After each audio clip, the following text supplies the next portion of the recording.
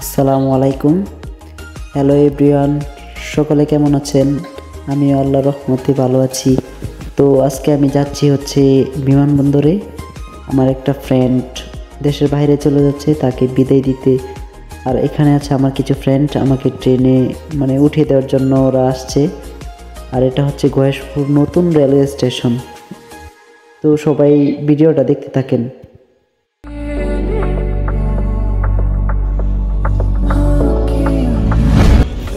অনেকক্ষণ অপেক্ষার পরে আমাদের ট্রেনটি চলে এসেছে। এখন এখানে থামবে, তারপর আমরা ট্রেনে উঠে পড়ব।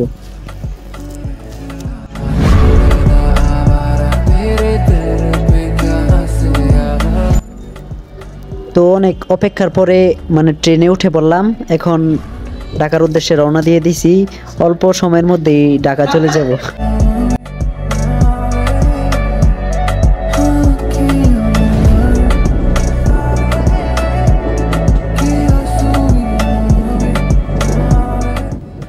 এই যে এখানে যে স্টেশনটি দেখতে পাচ্ছেন, এটি হচ্ছে আমাদের প্রিয় একটি স্টেশন, আমাদের গ্রামের পাশের স্টেশনটা আর কি। এখানে মোহনগঞ্জগামী মহুয়া দাঁড়িয়ে আছে। আর আমাদের ট্রেনটি ডাইরেক্ট চলে যাচ্ছে বিমানবন্দরের উদ্দেশ্যে।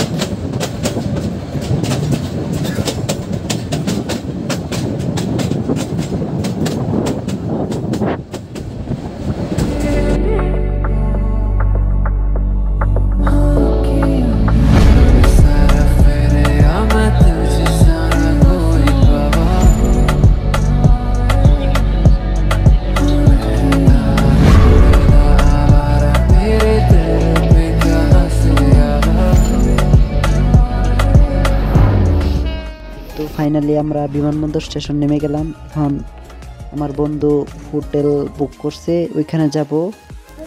তো অবশেষে আমরা দেখা করে বললাম, এই যে জিহাদ সেই কফি খাচ্ছে, আর আমিও একটা নিলাম। আর আমাদের ওই পাশে আছে এই যে জাহিদ, সেই একটু পরে দেশে বাইরে চলে যাবে। আর এই যে আরেকজন গোসল করে আসছে, উনির খুবই গরম লেগেছে, হাফ প্যান্ট পরে। আমরা এখন রওনা দিয়ে দিলাম এয়ারপোর্টের উদ্দেশ্যে। এখন সরাসরি এয়ারপোর্টে চলে যাচ্ছি। अपना बता दे चाहो ना जहां मैं सारा नदियों सा कहीं तो दूं तेरा रास्ता ही मैं ढूंढूं तो आओ ना उन्हीं डूबी सी यादों में ले जाओ ना।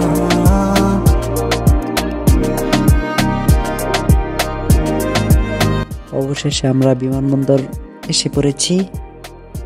এখানে অনেক মানুষ, সবাই সবার প্রিয়জনকে বিদায় দেওয়ার জন্য এখানে এসেছেন। তো আমরাও জাহিদকে বিদায় দেওয়ার জন্য এখানে এসেছি। জাহিদের বিদায়ের সময় শেষ কিছু স্মৃতি ক্যামেরাবন্দি করে রাখলাম।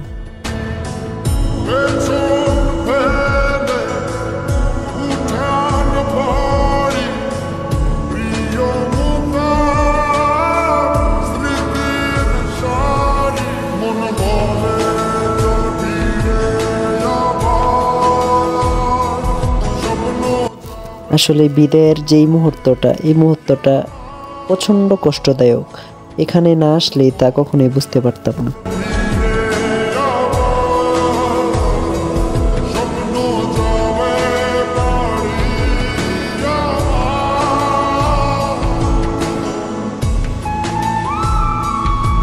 জাহিদকে বিদায় দেওয়া শেষে এখন বাড়ির উদ্দেশ্যে রওনা হয়েছি। আসলে এখানে আসলে কষ্ট কি জিনিস বোঝা যায়। প্রবাসীদের কষ্ট একমাত্র এখানে আসলেই অনুভব করা যায়, যে দেশকে ত্যাগ করে, দেশের মায়া ত্যাগ করে কত দূরে থাকতে হয়। জাহিদকে বিদায় শেষে আমি বিমানবন্দর থেকে আবার ট্রেনে উঠে বাড়ির উদ্দেশ্যে রওনা হয়ে গেছি। এখন বাড়ি পৌঁছানোর পালা।